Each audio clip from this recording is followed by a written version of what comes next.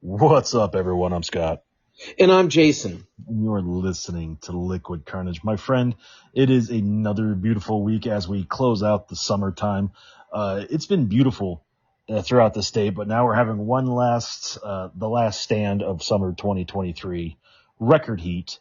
But you know what? That's the name of the game when you live in the desert. Yeah, and I mean, I will say, I think I feel worse for the people who are like in Texas, where they have the 110-degree heat, but they also have that humidity that we Yeah. don't have. So, I mean, while we've been hot, I would much rather be our hot than their hot. It's interesting. I was walking through my work today, and I walked outside back to my office because I'm in a different building, and it's been low 90s, mid 80s the last couple weeks, and it was 105 up here today. And there was no real like gradual uptick. It just went from 92 yesterday to 105 today. Yeah. So that 13-degree jump, man, that you feel that when you have to wear pants and shoes. Yeah, and we're at I think 113, 114, and it's just warm. It's just flat out Yeah, warm. and you get Um, used to it after a while, but still. Yeah, I know we're getting close to the end of the season for it, so I know that it's coming soon, but yeah, it's hard when you have to deal with that kind of heat. We were up in Williams this last weekend, and even in Williams it was 87, 86, Mhm. something like that. So it was warm for up there too. Yeah, it's interesting because I was looking at the weather forecast because we're making the trip down to see your beautiful other half this weekend since you're ditching us. Yeah. It's Metallica week for Janice and I. Metallica's world tour is coming through Phoenix over Labor Day, and we are going. It's a bucket list concert for me, and I've been anxiously checking the weather because there was a Morgan Wallen concert in June or early July at Chase Field, and the AC broke one of the nights, and I think it was the hottest day of the year so far that the AC broke there. So people were indoors with no AC. I think there was 65, 70,000 people that night in there, and it was just miserable. And assuming they're going to have the stadium closed, right? I would hope so. I'd Okay. imagine so. It's going to be in the mid 90s all weekend in Phoenix, so I assume so. It's the proper thing to do. Yeah. Close the stadium, turn on the air conditioning, and let's just rock out and have a good time. Oh, well, one of the things that was kind of just not eye-opening about Williams, but we don't have air conditioning in that house. A So, lot of places up there don't have air conditioning so, in the houses. I think about it and it's like, how did these people cool off, 50, 100 years ago? Like, They how did open the they windows. cool off, right? They just opened the window. They didn't worry about, well, we need to have air conditioning or we need to have, they just said, hey, I'm going to open the window. you know, and, Yeah. and if it's warm air that's coming in, oh well, Well, it's funny because again, also with this concert this weekend, it's in a stadium with the dome opens or closes, the roof opens or closes. 30 years ago, this would have been in Sun Devil Stadium where it's the end of August and it's outside, so it's gonna be hot. You just deal with it. Drink water, Oh, don't get heat stroke. I remember some of those Country Thunder concerts out there where it was in the hundreds, and I thought, man, that's got to be hot for the artists and the people going to it. When the Cardinals first moved to Phoenix, they played it at Sun Devil Stadium, and Miami had season tickets in the upper deck on the visitor side, Oh, and jeez. they're not there anymore because they've reduced the size of the stadium, but the upper bowl was all aluminum bleachers with direct sunlight for a Saturday afternoon game. So in college football, they don't do afternoon games until probably mid to late October on. So everything in early September to mid October is a 7 o'clock or later kickoff to beat the heat. But the NFL had 1 o'clock kickoffs back then Yeah. for us, and that's the heat of the day, man. And I remember just others roasting, no shade. You Oh, had to and that rinse with visitor sea side was bats. brutal. Oh my Oh gosh, it yeah, was brutal. And that's the thing is that when I would go to that stadium, it's usually go to the Rams game. So I was always on that side, and that sun is in your eyes the entire game. now, It was brutal. now just for juxtaposition though, if you go in like late December, it's beautiful. It is Well, absolutely beautiful. yeah, that's true. That You is know, true. the sun's not beating down as bad. It's not hot at all. It's perfect football weather. Yeah, that's true. Yeah, that's true. I think about the even Soldier Field, one of the older stadiums.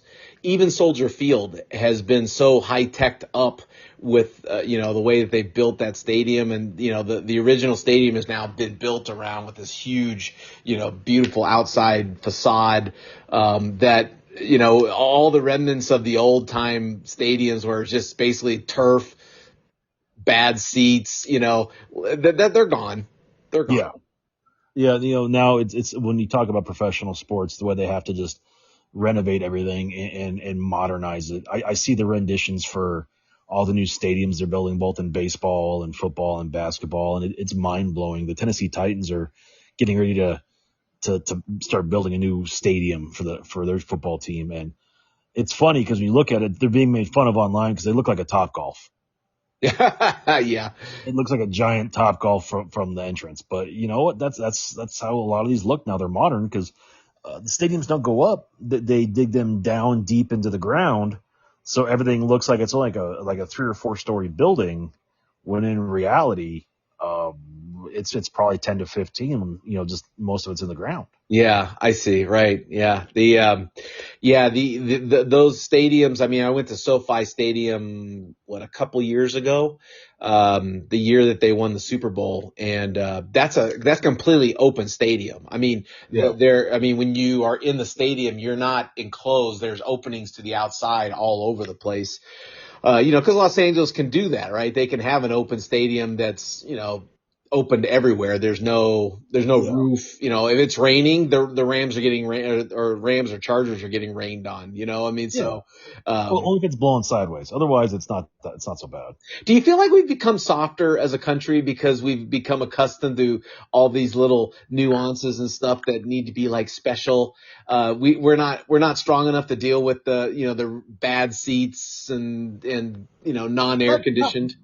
Not just as a country. I think as a society, as a world. I think where we're at with modern amenities versus where we were, it's mind blowing. I think about how life was when I was growing up, and I'm a little bit younger than you, not much. So I think when you were in your teens, you had less than I had as a teen, because I was, I think, 13 when we got the internet for the first time. Okay.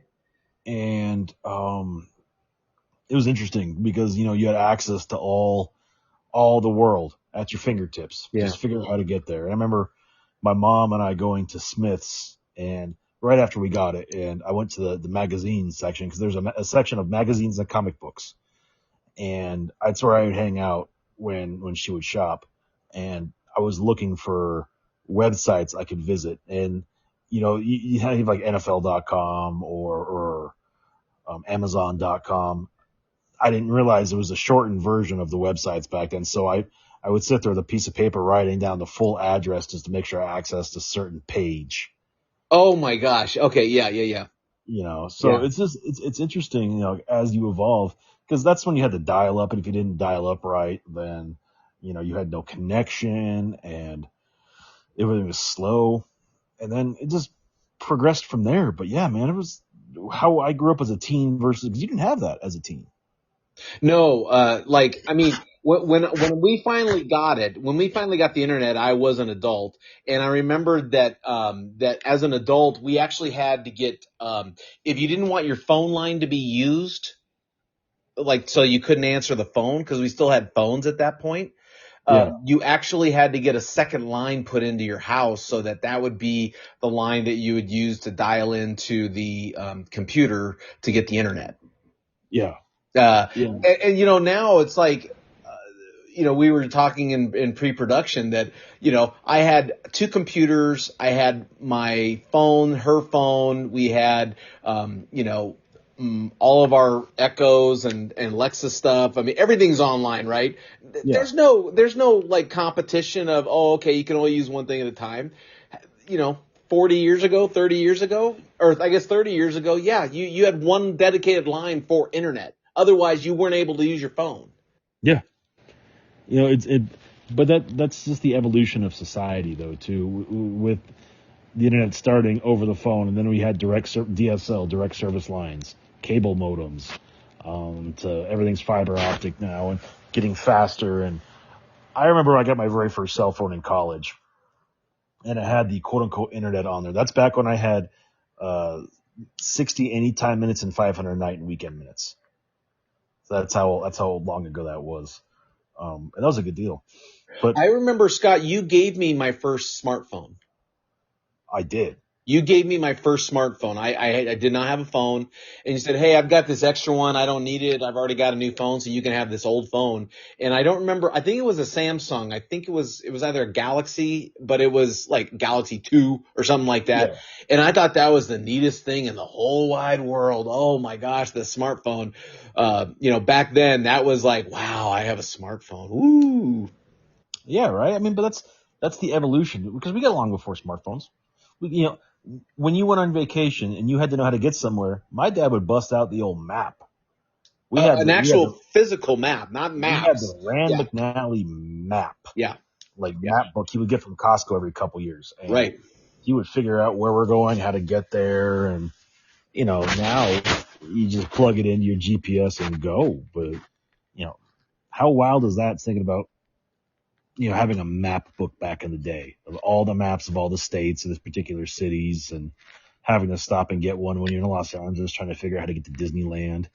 I mean, just things you don't think about now. I mean, I guess they're right. Kids don't really understand how good they have it. Hey, let me ask you a question. How often in the course of a week does someone introduce you or someone tell you about a new app that you've never heard of? Oh, it's been a couple weeks. It doesn't happen to me very often. Okay. And not that I stay up to date with everything. It's just that there's like 5 apps I switch between, and outside of like my banking apps or some social media, I don't have a lot of need for the apps. Unless I'm shopping or ordering something, there's nothing I really need app wise anymore. So I just don't pay a lot of attention to them. Okay, so like about a couple months ago, a friend of mine introduced me to a book club app where you can sign into book clubs. Well, that's Had cool. no idea. I had no idea, and I thought it was the coolest thing ever. And then a couple weeks ago, there was an app, and I can't look at my phone right now because I'm recording. But there was an app that one of my coworkers said, "Oh, you should try this app. It's a great app." And I've used it now 3 or 4 times. Like, oh my gosh, what did I do before I had this thing? Those are the kind of revelations that I seem to get once every 2 or 3 weeks. Someone will tell me about, oh, I do all my stuff on this app. I've never Yeah. heard of that app. How people find all these things, and then you wonder, how in the world did I not? How did I get through this life without that before? Right. And so, but on the other side, we survived without all that crap. Yeah. So So just as an example, I want you to think about this. I'm going to ask you this question.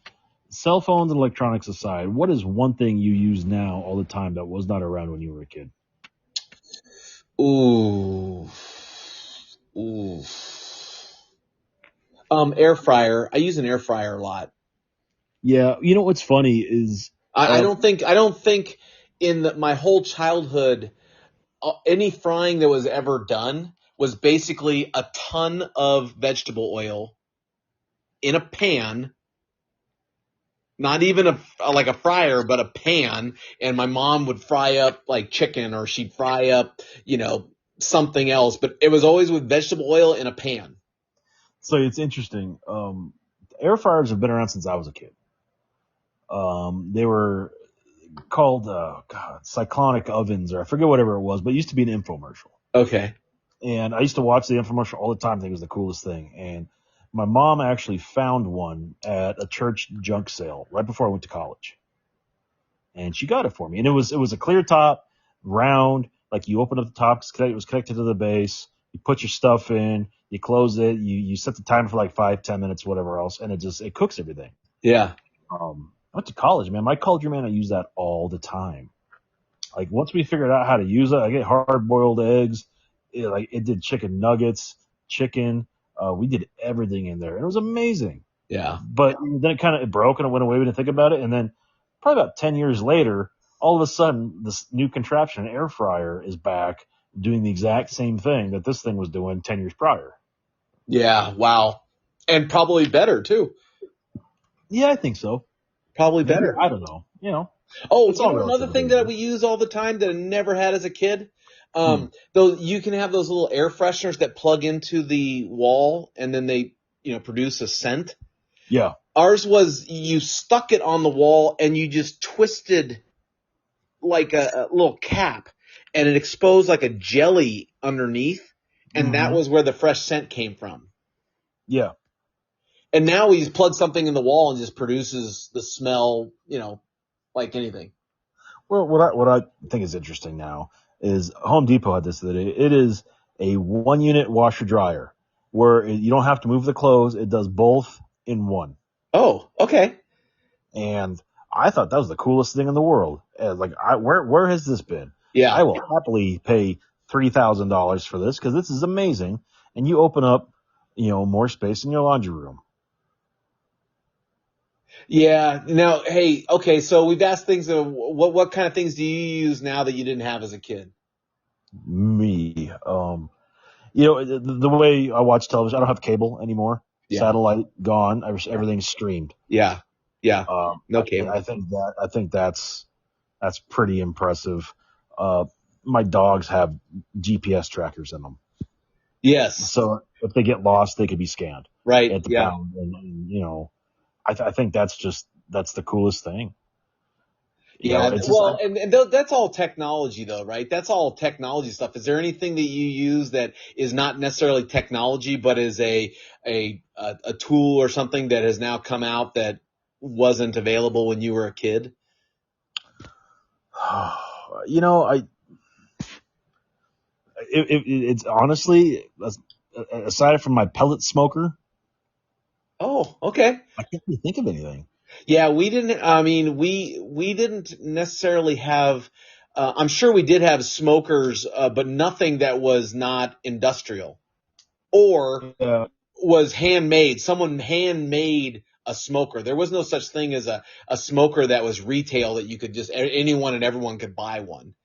I remember when the Char Kings first came out with their round smokers. They're pretty standard now. Um, my dad and his best friend were trying to figure it out, so they used lump charcoal in it, and they cooked a steak with it, slow with it, and they pulled that steak out, man, and it tasted just like smoke, but not in the good way.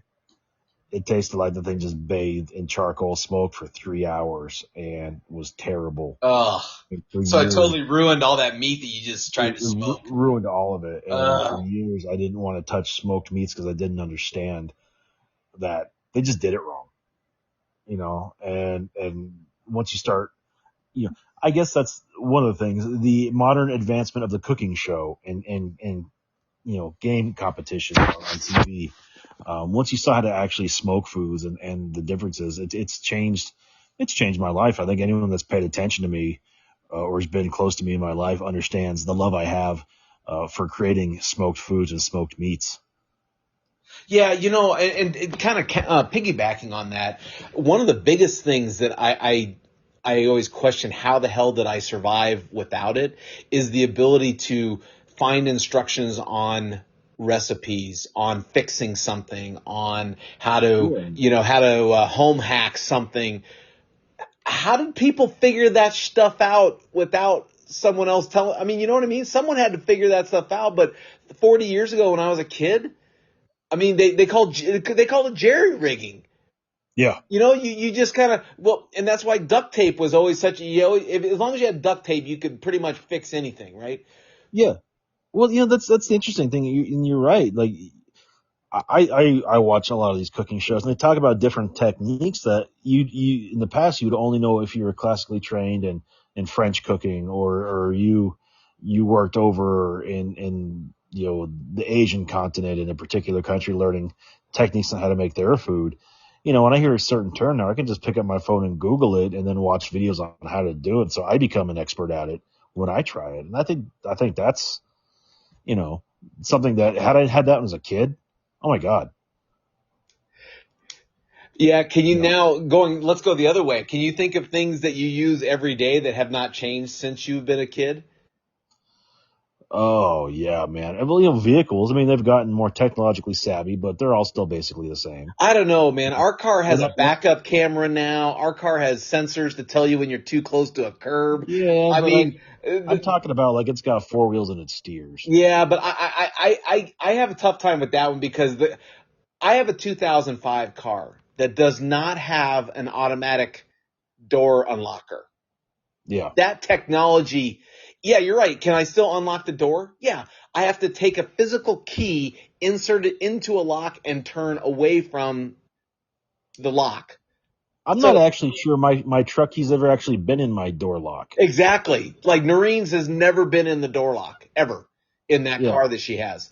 Um, I was parallel parking in Williams and, I was parallel parking the way I learned when I was a kid, how to line up and back up and turn, and Noreen kept saying, well, there's a camera right there. Why don't you just use the camera? And I was like, yeah, it's probably a lot easier to use the camera. So, but but that's that not kind of, how I was raised. so you're right. The function of the car is the same, but the technology that makes the car, there is a huge difference that frankly, Noreen gets freaked out when she has to drive my truck because there is no backup camera. There is no What's funny? alert cameras that say, hey, you're getting too close to this line or that line. It's gone back to the old school days of driving. I have my backup camera in my truck and I don't use it. I still forever am turning around looking. It's just it's habit. You know, I think I was 35 before I got a backup camera. So I'd already been driving for 19 years.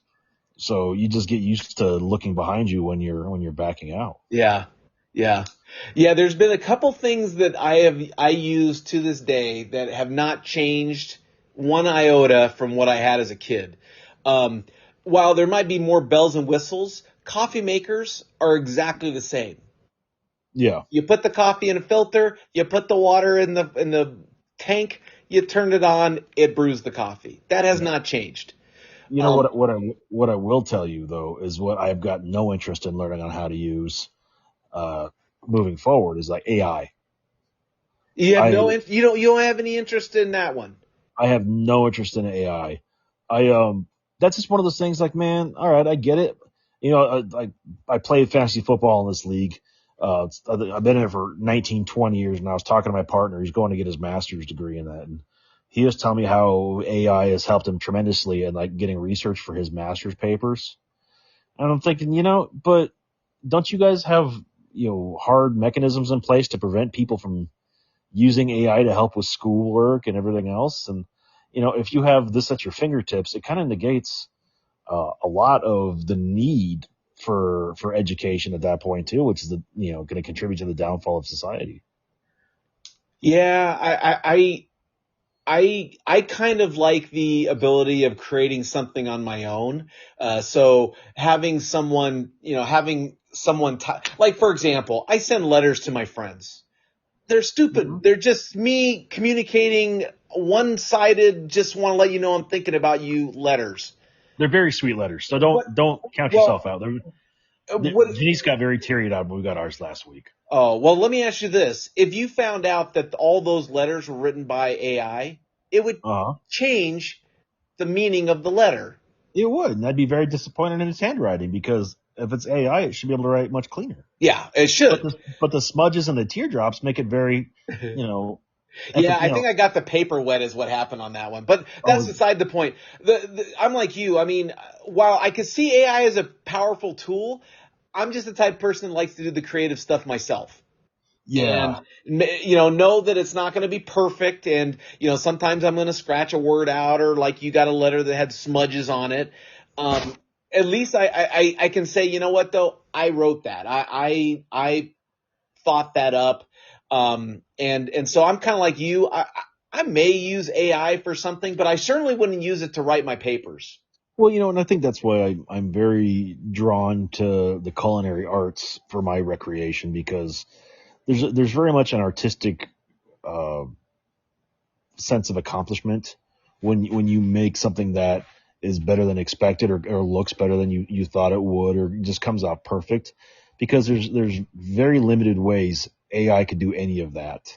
And I won't say it can't do any of it because with bigger machinery, I'm sure it can mass produce a lot of things. But, I think the craft, handmade, techniques when it comes to food or writing letters, it's a lost art. And if people don't take the time to learn it, it'll go the way of the dodo. Yeah. And yet, does it say anything about that some designs have not changed in thousands of years? How perfect that design is.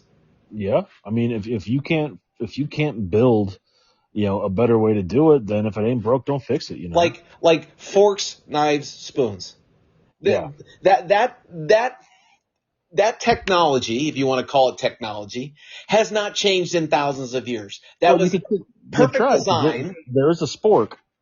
There is a spork, which is a combination of the two. You're right. But even that, even the spork, you don't see different looks of a spork.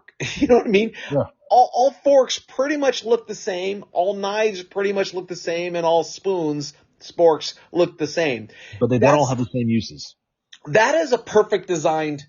That is a perfectly designed thing that all of us have used, and all of us, would say, yeah, I couldn't imagine going through life without one of those I'm utensils. going to mostly agree with you on that. And the only reason I'm saying mostly with your example, like I said, there's multiple uses for multiple styles of forks.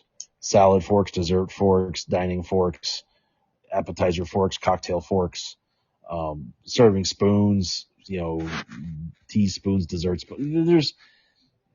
The designs stay the same, but the uses are a little bit different, and then the sizing is a little bit different. So, you know, while the design hasn't changed, I think they should just have one universal fork to rule them all. Same with spoon and knife. Okay, that makes sense.